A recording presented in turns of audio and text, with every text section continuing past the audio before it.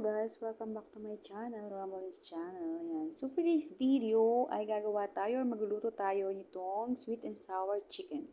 But before anything else, kung hindi ka pa na-subscribe sa aking channel, please subscribe and click the notification bell para lagi ka updated sa aking mga bagong upload. So let's start cooking guys!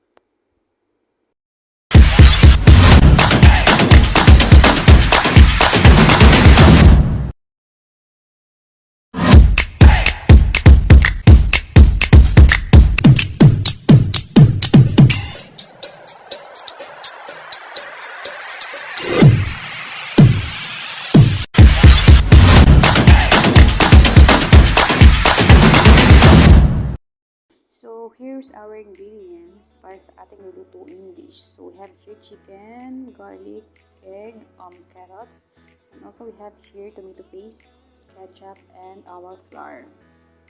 So, let's start cooking guys.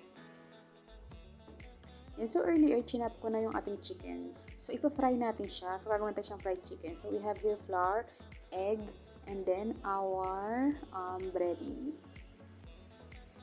I-mix lang natin to. So, ginawa ko lang tong breading na to. Ayan. So, flour, salt, and then pepper lang siya. So, lagyan natin ng konting starch para maging crispy ating chicken.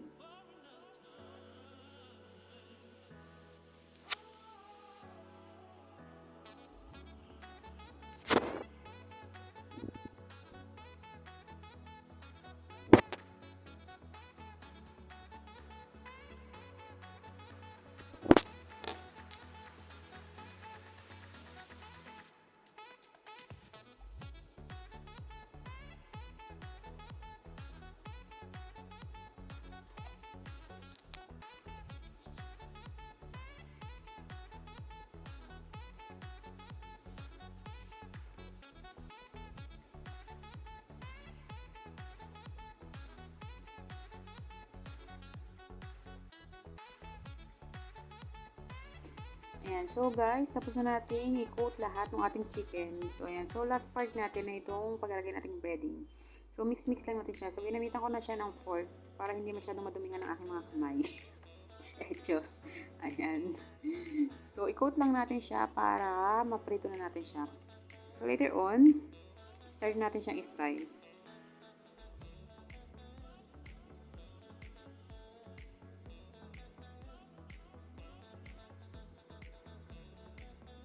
So, sinama ko na rin itong mga una kong nilagay. So, nilagay ko pa sa pinggan pero ibabalik ko din pala. So, lumingon sila sa pinanggalingan nila kaya nakarating sila dun sa paroroonan. Pero bumalik ulit sila. Yun. So, earlier ay nag-preheat na ako ng oil. So, para lang ito nagluto ng fried chicken. So, literally. Ayan. So, mainit na yung ating mantika kaya nilagay ko na yung ating mga chicken. Ayan. So, 2 batch itong ginawa ko kasi hindi siya kasya. Ayan. So, nakikita nyo naman, kumukulo-kulo ang mantika. So, ang sarap mag-fry. At masarap din matalsikan ng mga mantika na yan.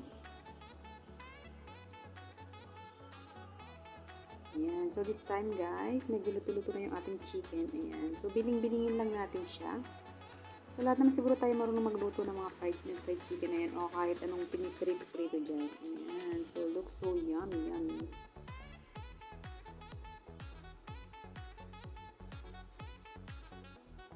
So guys, this time, pwede na natin siyang i-transfer sa ating plate para sa ating second batch.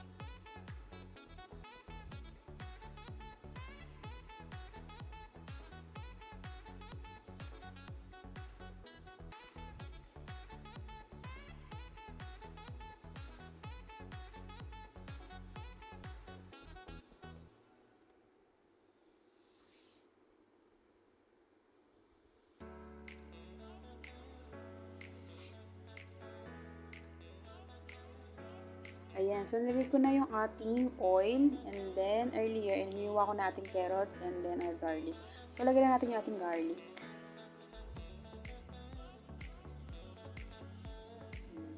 So, sauté-sauté lang natin. So, hindi na naman ako naglalagay ng onion kasi hindi ko makain ng onion yung aking madam. Pero totoo, ako lang kumain lahat niyan. Ayan, so lagyan natin yung ating carrots. Kasi ito lang naman yung ating ilalagay na ingredients aside from our chicken. So, lagay tayo ng konting water para hindi lang masunog yung ating niluluto. Ayan.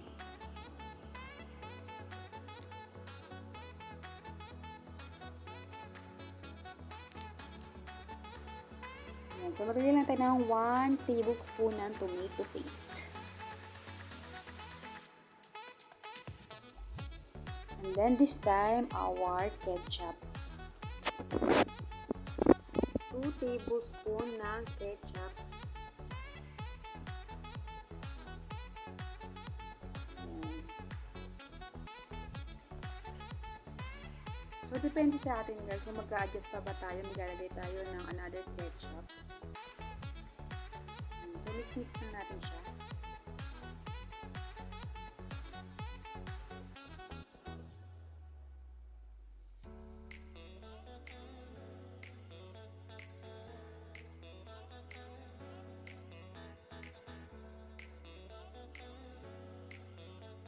So, this time guys, lagay tayo ng black pepper. So, depende ulit sa inyo kung gaano karami yung gusto nyo yung black pepper na ilagay.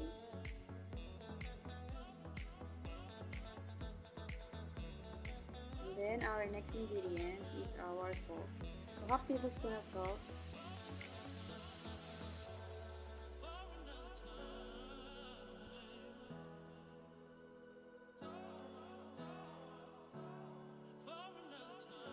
Then, we're going to add 1 tablespoon of sugar.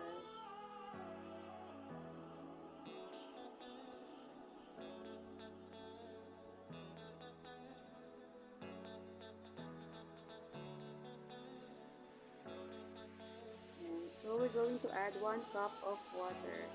And then, wait lang natin siyang kumulo. Then, later on, we're going to add our chicken.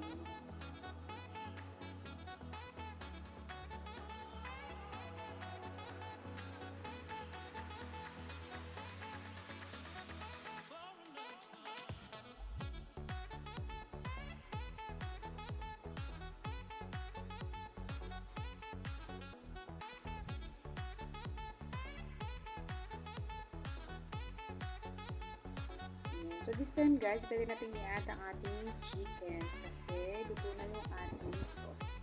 So, nakita natin na medyo malapot-lapot na yung ating sauce. So, hindi naman natin pwedeng patagalin yung ating pag-simmer ng sauce kasi matadry siya. So, ayan. So, this perfect time for us to put our chicken. Ayan. So, pwede na natin i-turn off yung ating fire.